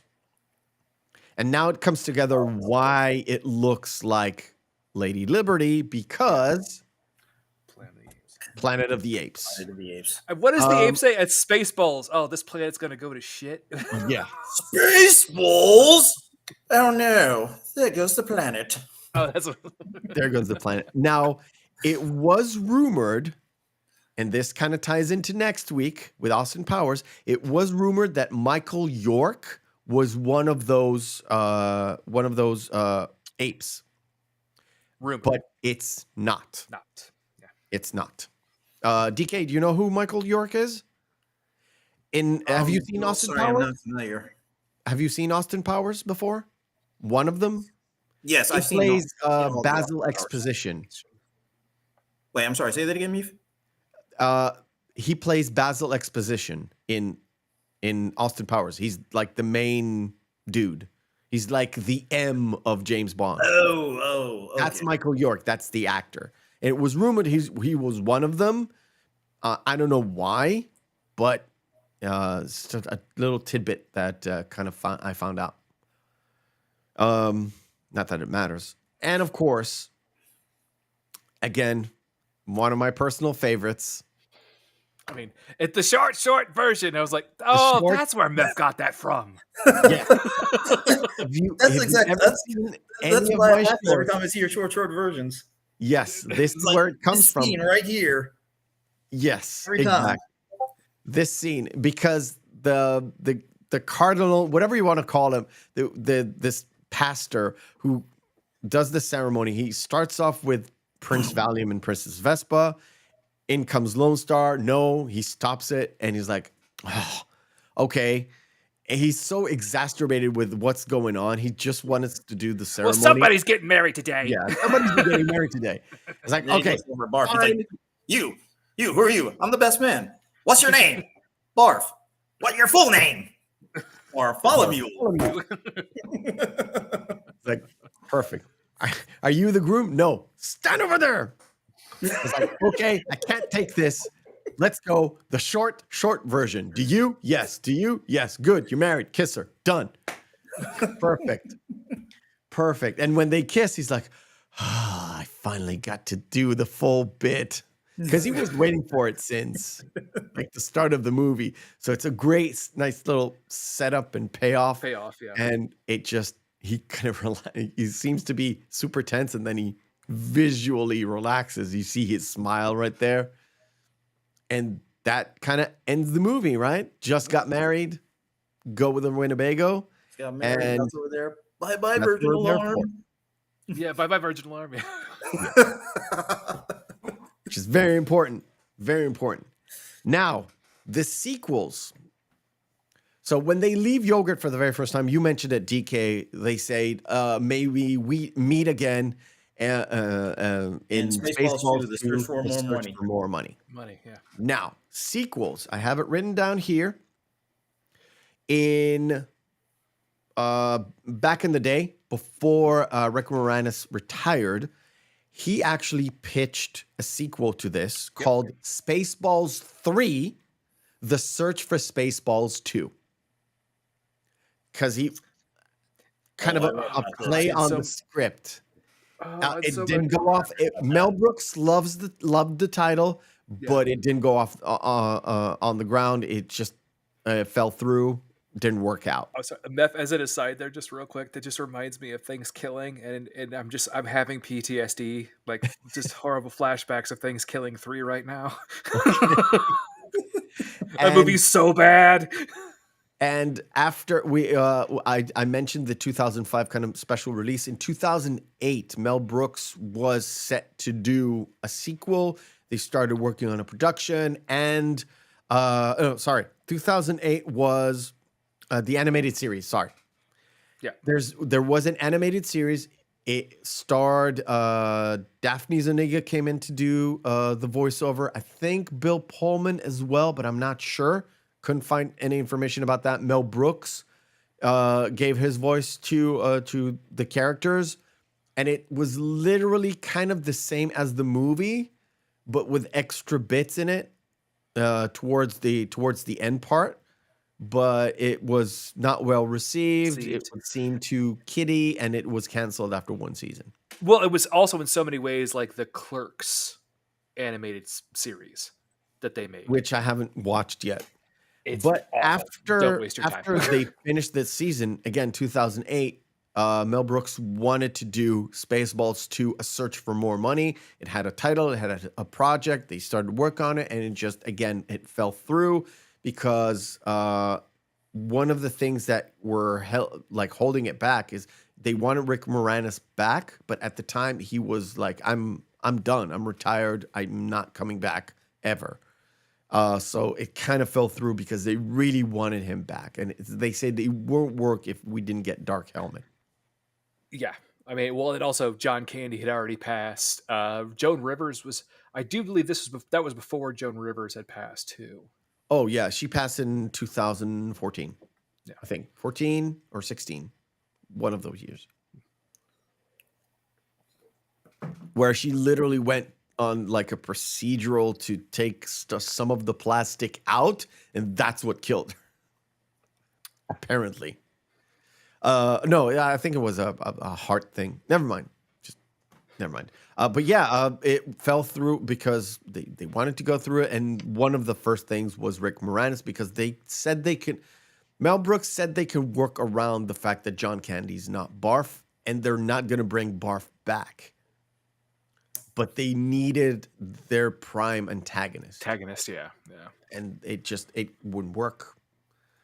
And that is about it.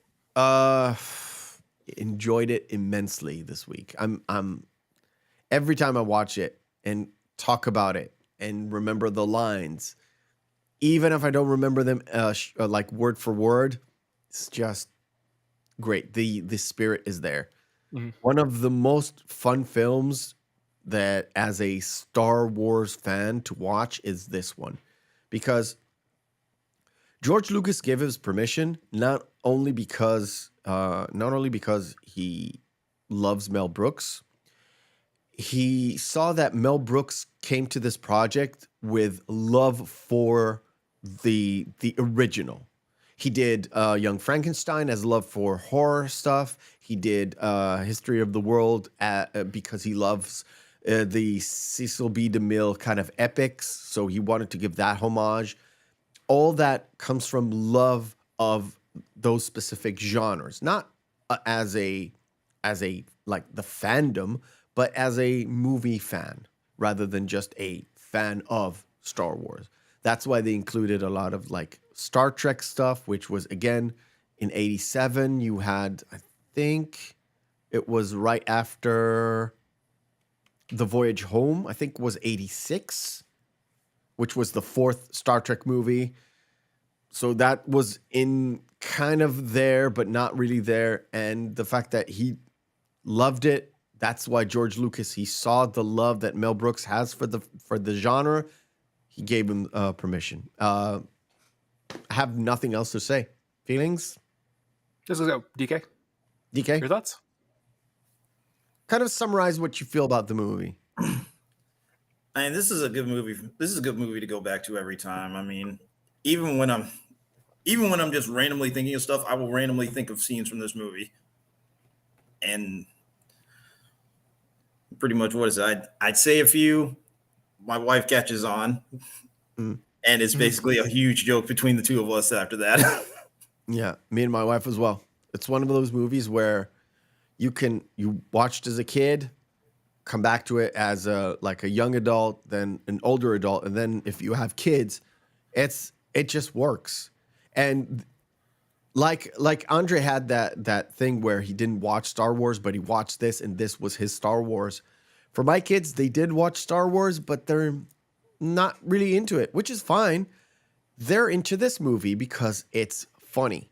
It invokes the slapstick humor, works on kids. The fact that there's a big dope guy, big fat guy wearing a fucking dog suit with that like dog kind of makeup on him all the time, which by the way, he was supposed to wear like a bulldog mask. Yeah, but they're like, well, why would we pay the money to have John Candy play this character if we're not going to see his face? Yeah, that's what Mel Brooks said. He's like, I want to see John Candy's face, so just give him an eye, and it just works with the especially with the animatronics. It just works because it emotes what John Candy emotes. It works on kids especially, and I've talked too much. Feelings, please. As we talked about in next week's, the one that we recorded already. Yeah. The movies that we picked for this month, the parody in them, I think we chose them on purpose because the parody still stands the test of time, where the comedy still stands up. Where I don't think films like Airplane or Naked Gun really hold up for me at all. I think it's tired and hackney. With this as the satire of something, it still stands the test of time because what they're parodying, what they're satirizing, is also such a classic. It's still part of the cultural zeitgeist. Everybody knows who James Bond is. Everybody knows what Star Wars is, even if they have no frame of reference of it. And everybody knows the buddy cop genre, which will come up later on. Hopefully. Well, and then later than the teen movies, and then with the slap movies later. Yeah, on everything. If you noticed, and if you don't notice, yes, we played an April Fool's April Fool's joke on you guys. DK was in on it because we had to put him on it, and he is kind of I know you guys. You said it, I died laughing. Yeah, exactly. It was like he pulled the prank. Yes, we pulled it. Hey, it's a fun. And so the entire month is a parody month. We kind of figured it out. All my feelings came up with this. It's like, blame it on me. I just saw it was April 1st, and I'm like, okay, we got to do something. I mean, we got to. So we kind of developed this into this parody month where every single week we have a parody of a very well-known genre rather than just a specific movie. Okay, parody movie. You'll get it. Next week, we'll just move right on to that. Next week, we already recorded it because I will be in Paris, so I won't be there. However, it will still be at the same regular time. We started today a bit early just because Andre had a little bit of constraints and he didn't want to leave after a half an hour. But next week it'll be on the same time. So 10 o'clock my time, 8 p.m. UK, 3 p.m. Eastern, and 12 p.m. Pacific. It will play out as if it was a live show. So YouTube has a thing called Premiere where you premiere a video. It will be just like a live stream. There will be a live chat. I will try to be on it while it's live, but I don't promise anything because I will be with my family, literally celebrating 3 birthdays because my wife, my boy, and my daughter have have their birthday in a span of 10 days. So it's it's like, every- wow, this is a really expensive week. Really. very expensive week. Tell me about it. But it's all about having some good laughs. So we got some content. All my feelings. Trust me, I had to wrangle him because let's not go into it. But it was not fun starting off. No, it wasn't. No, it wasn't. But you won't see it because I edit stuff out. Yeah. Okay. So Austin Powers, International Man of Mystery is next week, paying homage to the James Bond movies. And the week after that, we might take a break. But if not, it's Loaded Weapon Part 1. Yep. I still don't know. It's still up in the air because both of us have issues. Okay. So after that, we got other things. We'll announce it. You'll see it on the channel, but it's all this month. We're going to do parody and satire and just having a laugh and enjoying ourselves. Mostly. After Kubrick, we kind of needed a laugh. Yeah, after Hitchcock and then Kubrick, we need a break. So thank you for joining us today. Oh, yeah, one last thing. Please go to DK Royce. He doesn't do a lot of content, but it's the way to content and watch his thing and enjoy it. Trust me. And if you want to contact us, please like this video, subscribe, all that good stuff. I don't push that very much because you know what to do. If you like this, you know what to do. If you want to interact with the show, at Twitter, at Meffistoe, on Instagram, at Meffistoe79, and you can always email the show at therealmccoypodcast@gmail.com. It is for this show and every other show I do. This is the email. You can send me suggestions. You can send me stuff that you want to see and everything.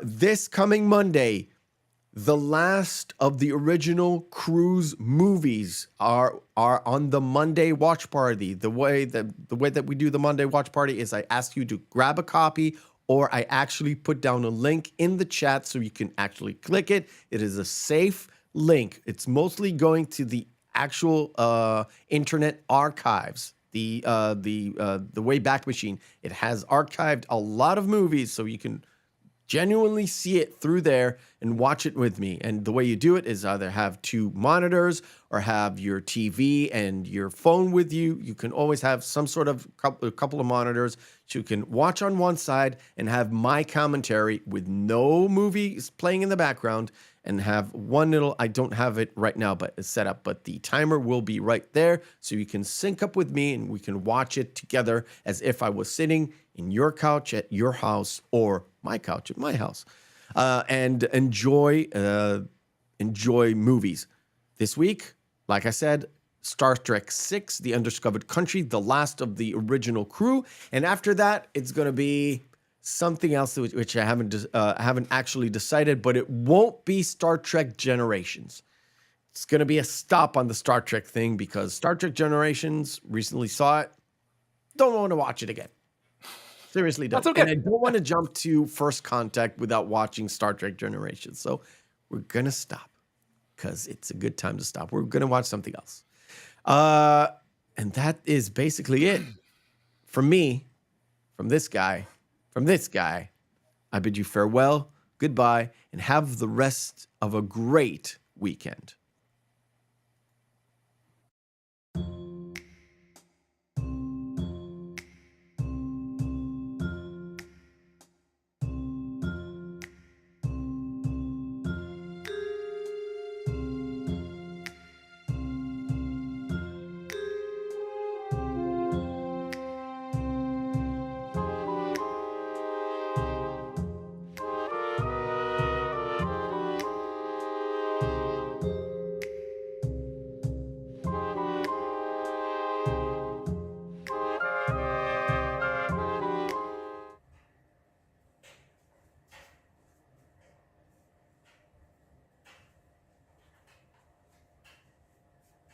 You're still here?